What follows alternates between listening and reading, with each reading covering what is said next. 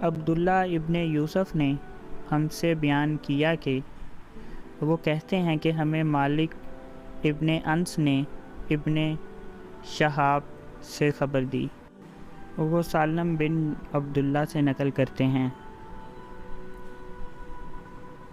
وہ اپنے والد عبداللہ بن عمر رضی اللہ عنہما سے کہ ایک دفعہ رسول کریم صلی اللہ علیہ وسلم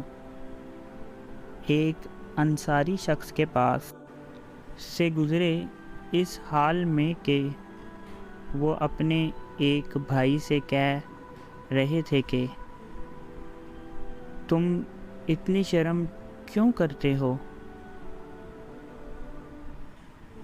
آپ صلی اللہ علیہ وسلم نے اس انصاری سے فرمایا کہ اس کو اس حال پر رہنے دو، کیونکہ حیا بھی ایمان ہی کا ایک حصہ ہے۔